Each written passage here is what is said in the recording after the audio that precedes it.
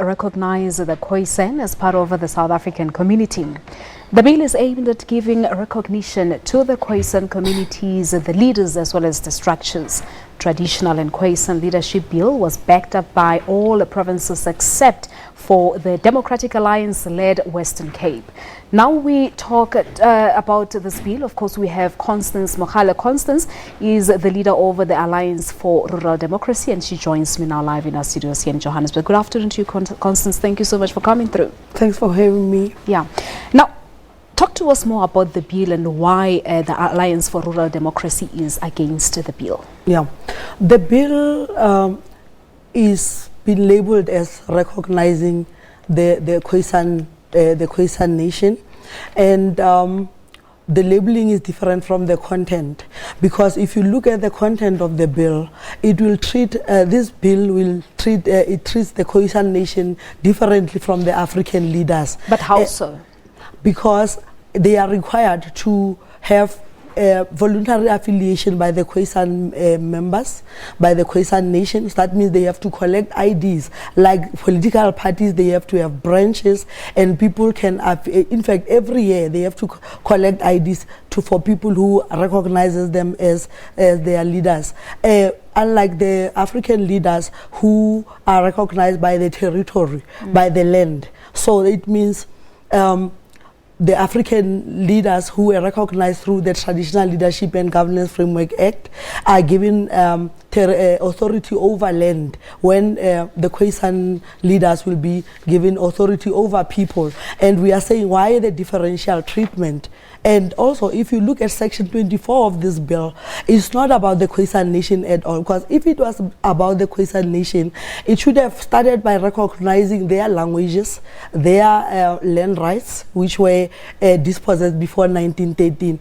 But it gives powers to the traditional leaders who are recognized by the state. Remember, there was a dispute lodged by through Nhlapo Commission by communities who were claiming that the recognized traditional leaders were not necessarily traditionals, but they were apartheid imposed traditional leaders. So there was no clarification in that on that note. So it will recognize the same disputed traditional leaders to enter into deals with third parties without prior consultation and consent by the residents of this. But has the organization tabled its displeasure to the relevant stakeholders, because the bill has been passed by the National Council of Provinces?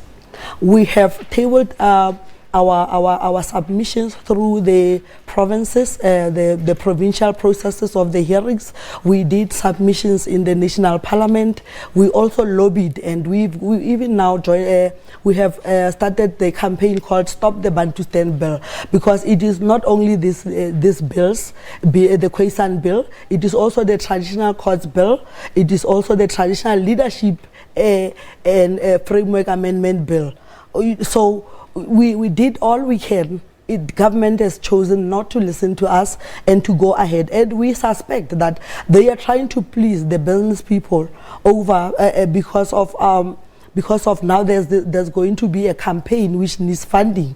So they know that this bill will never pass a constitutional challenge, but they don't know that court processes will be very, very long, and it is going to be very expensive for us as civil society to be able to afford constitutional lawyers to take them to court. So they will pass the bill. So is this the end of the road for you as an organization, if you say that government knows that it's going to come at a cost for organizations such as yours to approach the Constitutional Court, for example?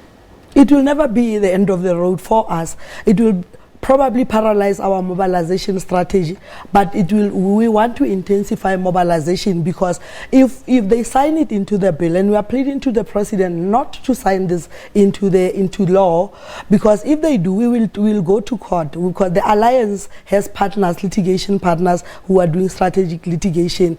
We will go to court, but it will take time. By the time the Constitutional Court make its ruling, they would have signed deals, people would have been removed from the land, land, like we see in the case of Kolobedi, where people have asserted their right to say no, and the Minister of the Minerals and Energy, Gwede Mantashe, he's been trying to appeal the court rulings. We've got a constitutional ruling of the Maledu judgment where the Bakhatla Balisetleng has taken the government to court for taking their land rights away. So this bill is going to erode all those constitutional victories.